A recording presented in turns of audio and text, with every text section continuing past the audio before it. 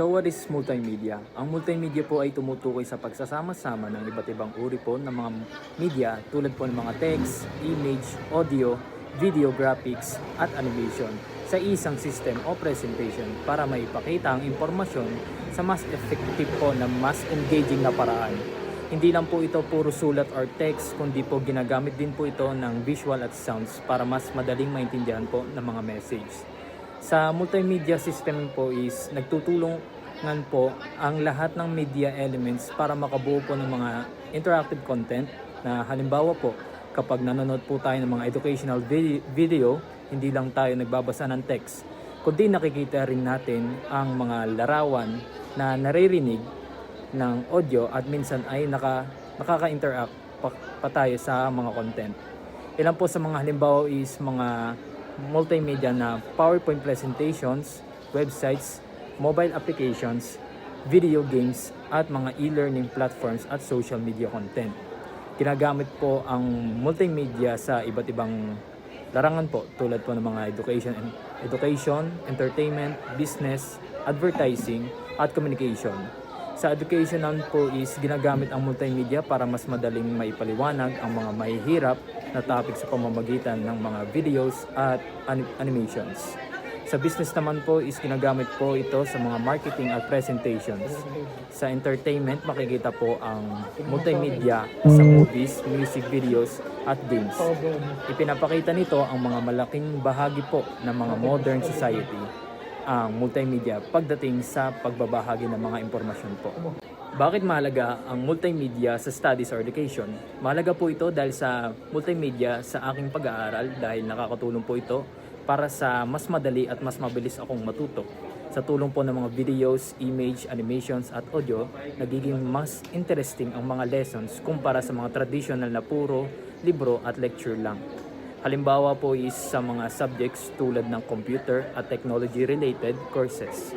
Malaking tulong ang multimedia sa pagpapaliwanag ng mga proseso at systems. Imbes na basahin lang kung paano gumagana ang isang bagay, maaari po tayo manood ng mga video, demonstration o animation na nagpapakita ng step-by-step na process. Dahil po dito, mas nagiging malinaw at mas madaling tandaan ang mga lessons. Mahalaga rin ang multimedia dahil sinusuportahan nito ang iba't ibang mga learning styles ng students. May mga students na mas natuto kapag nakakakita ng mga pictures o diagrams na tinatawag na visual learners. Mayroon ding mas natuto kapag nakikinig na tinatawag na auditory learners. At mayroon ding mas natuto sa pamamagitan ng interaction tulad ng paggamit ng mga simulation at educational software. Pinagsasama-sama ang multimedia ang lahat ng ito kaya mas nagiging effective ang learning para maraming estudyante. Isa pang dahilan po nito is kung bakit mahalaga ang multimedia sa education ay dahil hinihikayat po nito ang creativity at active participation ng students. Hindi lang tayo gumagawa ng mga written reports kundi nakagawa rin tayo ng presentations, videos at digital projects. Nakakatulong ito po sa pag-develop ng skills sa communications, designs at technology na mahalaga sa digital age ngayon. Bukod po rito is ginagawa po ang multimedia na mas enjoyable at hindi boring ang pag-aaral.